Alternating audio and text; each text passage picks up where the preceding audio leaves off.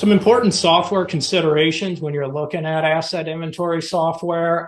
One of the biggest pieces is the ability to reconcile while you're in the field. You have data that says this is what we expect to be here. So if somebody's in that lab scanning items, it's nice that, okay, I've scanned 8, I expected 10. What are the 2 things I'm missing? You're right there in the spot. You can ask the grad assistant or the PI or whoever may be in there at the moment, what happened to this? Was it disposed? Is it stuffed in a cabinet, or did I just miss it? That avoids having to schedule follow-up appointments with department administrators, and being able to get the most items while you're standing there at the moment really helps the efficiencies.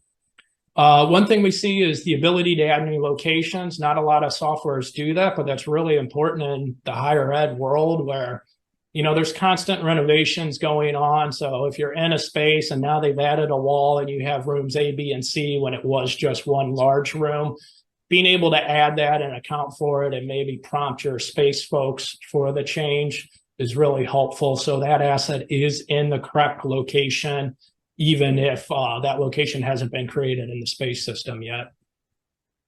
Being able to readily identify sponsor-funded assets. So it's nice if you're scanning items that it's readily identifiable of what might be sponsored. If you have to do any additional checks, fill out the condition, anything like that, it's right there so you know the steps you need to do. Same with split-funded assets. A lot of times in systems, split-funded assets ended up being 2 to 3 items. That can get really confusing when you're in the field conducting the inventory. So for the end user trying to verify and tie it all out, it can be confusing if you have 3 centrifuges when really it's 3 funds that bought 1. So being able to compare that as one item and know that there's split funding to that one item.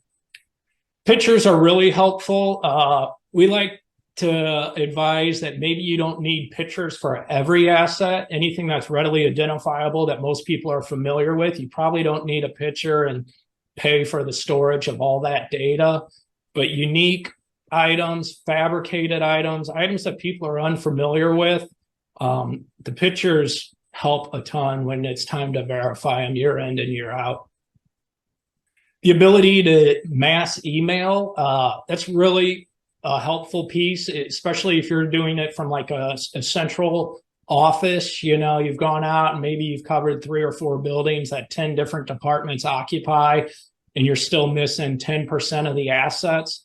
The mass email functionality would allow you to kind of draft an email, hey, we're looking to locate these items, and it's going to attach the list and send each department representative their own list of items, but it's saving you the process of running a report, copying an individual file, and all that administrative time.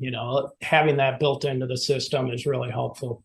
And so being able to accept both RFID and barcode is really a must, I think, at this day and age. Barcode is quickly kind of falling to the wayside with RFID technology. The ability to work offline. I mean, not everything you inventory is going to be in a place where you have internet service or cellular service. So being able to make notes, verify items, get the job done, even though you're not connected. And also ability to quickly calculate federal participation on the importance of being able to know what is sponsored and how to use that data and what needs to be excluded and what can be included. So being able to quickly see that through your asset data.